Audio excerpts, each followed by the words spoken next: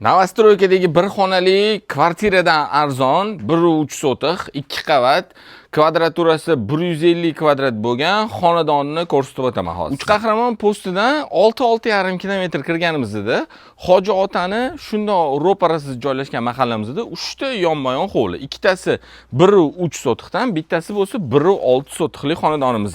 Bitta mana shunisini hozir ko'rsatib o'taman. Bu yerda mashina kirish uchun darvoza, kirish eshik, qani bismillahirrohmanirrohim. Kirib keldik.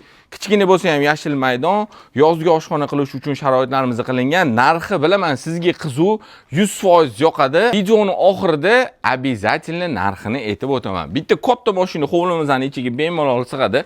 Bu mahallada o'zi gaz, suv, svetlardan umuman muammo yo'q.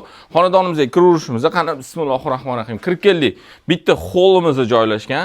Kirganimizda chap qo'limizda bo'lsa oshxonamiz qilingan, patologlarimiz baland-baland, ko'rayotganingizdek to'liq pishug'ishdan qilingan. Даже ikkinchi etaj bilan tommi o'rtasi ham plita tashalgan. Hozir albatta uni ham ko'rsatib o'taman va любой ustingiz olib kelib bemalol tekshirtirib olsangiz bo'ladi. Bu bizani birinchi qavatdagi zalimiz, zalimizning oynalari panoramli orqa hovli tarafga qaragan. Orqada hovlimiz bor.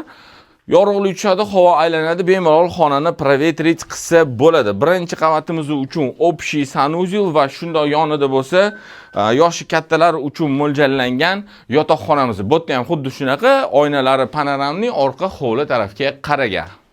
Ikkinchi qavatimizga shundoq chiqdik, kichkinagina xo'l qolgan. Men endi o'z o'ylayman, masjiddan shundoq ochib turib, ochuv balkon xohlasangiz qilsangiz bo'ladi. Bu ikkinchi qavatimizdan mahallamizning ko'rinishi.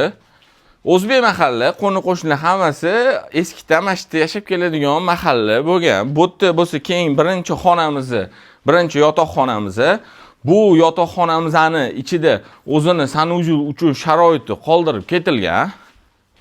Keyin shundoq zalimizning tepasi, bu bizani ikkinchi yotoqxonamiz bo'ldi. Shunda orqa hovliga bu yerda oynalari qaragan va shundoq yonida bo'lsa общий sanuzelimiz ikkinchi qavat uchun va ikkinchi qavatimizdagi bo'lsa albatta bu bizani uchinchi yotoqxonamiz. Eng shirin joyi narxiga keldik. Mana aka o'zingiz xolisona fikringizni yozib qoldiring. 1,3 sotuv hovlisi bo'lsa, mana shunaqa o'zini 2 qavatli binosi bo'lsa, 150 kvadratli o'zini binosi bo'lsa, nech pul bergan bo'lardingiz? Atrofi bilasiz, yerlarning narx-navosini bilasiz, nech pul bergan bo'lardingiz? Bu xonadonimizni, ya'ni mana shu 1,3 ning narxiga keladigan bo'lsak, $65,000 so'ralyapti. Azgina o'tib beradigan joy bor. Ikkita 1,3, bittasi 1,6. 1,6sini narxi sal qimmatroq, uni telefon qilib so'raysiz.